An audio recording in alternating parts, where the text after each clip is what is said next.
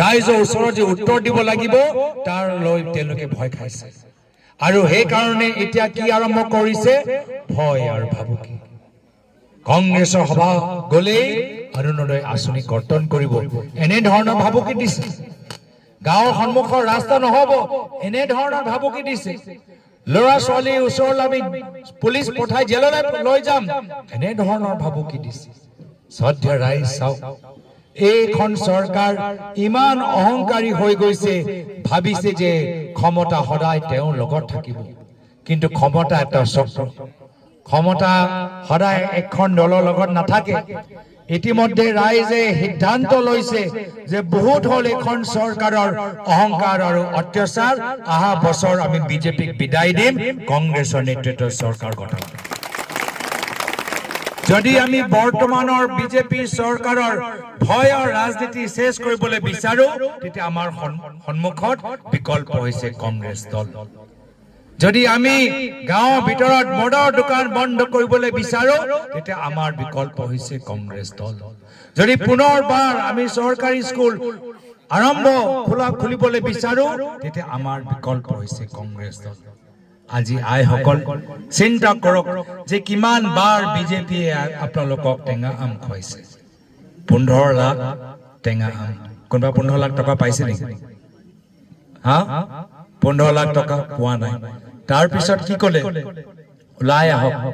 গছপুলি ৰুলে 10,000 টকা পাব হা গছপুলি কোনে ৰুলে হাত দাঙি দিয়কচোন এটাও পুলি বাচি থকা নাই আৰু কোনো 10,000 টকা পোৱা নাই হয় না নহয় এটাও পুলি বাচি থকা নাই আৰু কোনোৱে 10,000 টকা পোৱা নাই আৰু তাৰ পিছত কি কলে যোৱা বছৰ কংগ্ৰেছ সভালৈ যাব নালাগে আমাৰ সভালৈ আহক ফৰ্ম সহি কৰক লখপতি বাইদেউ হৈ যাওক হয় না নহয় এক বছৰ পাৰ হৈ গল লখপতি বাইদেউ কোনোবা ইয়াত হৈছে নেকি উন্নয়নৰ নামত মাত্ৰ দিছপুৰৰ এটা বিশেষ পৰিয়ালৰ উন্নয়নৰ বাবে আৰু কাৰো উন্নয়ন হোৱা নাই তেওঁলোকে এতিয়া চাৰিওফালে বাগান কিনিছে ৰিজৰ্ট বনাইছে 5 ষ্টাৰ স্কুল খুলিছে এয়া হৈছে তেওঁলোকৰ উন্নয়ন পৰিৱৰ্তনৰ নামত মাত্ৰ ধনী হৈ গল আৰু এতিয়া আমাৰ নিবনুৱা যুৱকসকল হতাশ হৈ মদ খাবলৈ আৰম্ভ কৰিছে ড্ৰাগছ খাবলৈ আৰম্ভ কৰিছে হতাশ হৈ আজি কোনোবা বালি মাফিয়াত সোমাই গৈছে কোনোবা কয়লা মাফিয়াত সোমাই গৈছে কোনোবা পাথৰ মাফিয়াত সোমাই গৈছে কোনোবা হিলৰ সিন্ডিকেটত সোমাই গৈছে উপায় নাই তেওঁলোকৰ ওচৰত আজি এয়া হল বৰ্তমান চৰকাৰৰ গ্ৰাম্য উন্নয়নৰ উদাহৰণ আৰু সেই কাৰণে দুখ লাগে যে যিখন চৰকাৰ পৰিৱৰ্তনৰ নামত আজি ৰাইজৰ পৰা ভোট ললে কাম খালি এটাহে কৰিছে যে গুৱাহাটীৰ এখন নিৰ্বাচনী সভা অনুষ্ঠিত হল ৰাইজে যথেষ্ট আমাক সঁহাৰি জনাইছে আৰু পৰৱৰ্তী দিনত আমাৰ ফলাফল ভাল হ'ব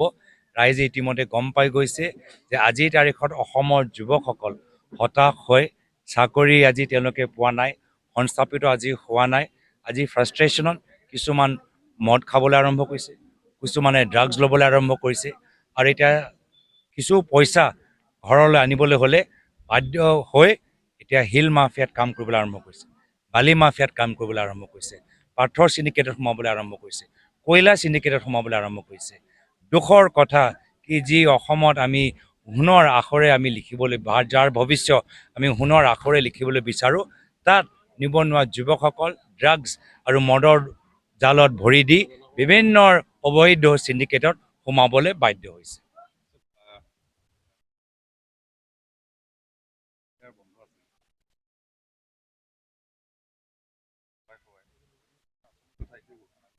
এইটোতো নতুন কথা নহয় তেওঁ কিমানবাৰ ইলেকশ্যন কমিশ্যনৰ পৰা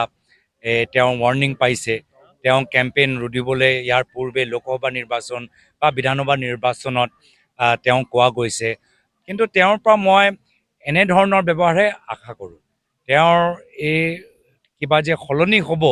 মই আশা নকৰোঁ আৰু অসমৰ ৰাইজে গম পাই গৈছে গোটেইখিনি কথা অসমৰ ৰাইজেও গম পাই গৈছে যে অলোকতান্ত্ৰিক অগণতান্ত্ৰিক কাম আমাৰ মুখ্যমন্ত্ৰীয়ে সদায় কৰি থাকিব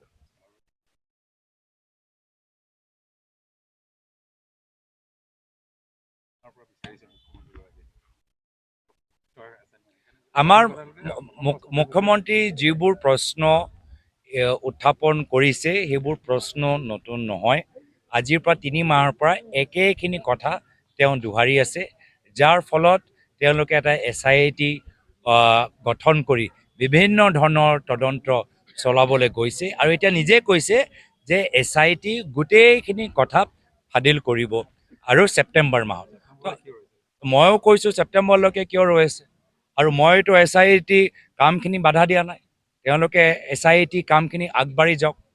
কিন্তু মই আজিৰ তাৰিখত দেখিছোঁ যে মুখ্যমন্ত্ৰী এইখিনি প্ৰশ্ন লৈ মোৰ লগত অলপ টুইটাৰত তৰ্ক বিতৰ্ক, সেইটোৱে কৈছোঁ, সেইখিনি প্ৰশ্ন লৈ আজি মোৰ লগত ডাইৰেক্টলি তৰ্ক বিতৰ্ক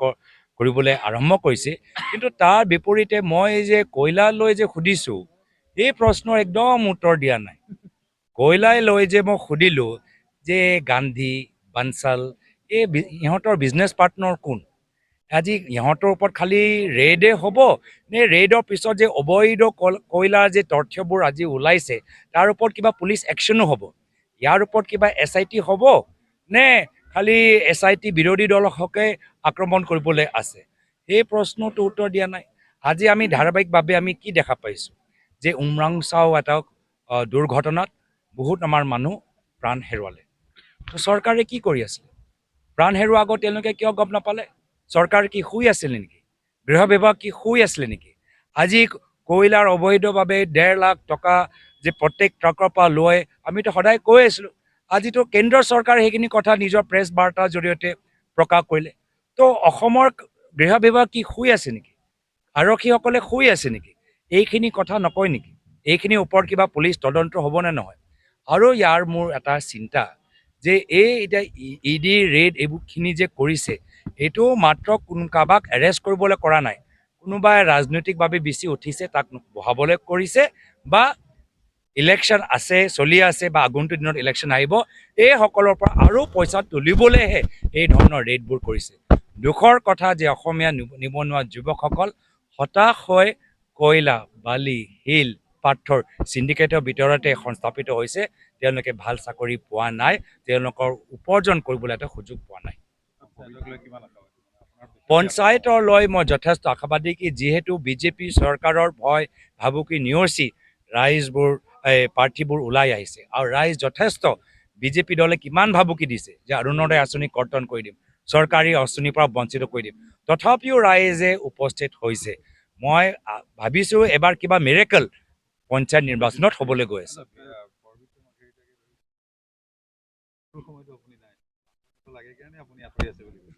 পাতল কথাবোৰ আৰু কিমান গৈ থাক, পাতল কথাবোৰ কৰি আছে। বিহু সময়ত আজি খবৰ লওক, বহুত মানুহে বিহু আগৰ দৰে 4 দিনীয়া 5 দিনীয়া বিহু তেওঁলোকে আয়োজন কৰিছিলে, বিহু উৎসৱ আয়োজন কৰিছিলে, আজি পাৰা নাই। কিয়? তেওঁলোকৰ আৰ্থিকভাৱে সংকট চলি আছে। আজি বহুত আগতে একে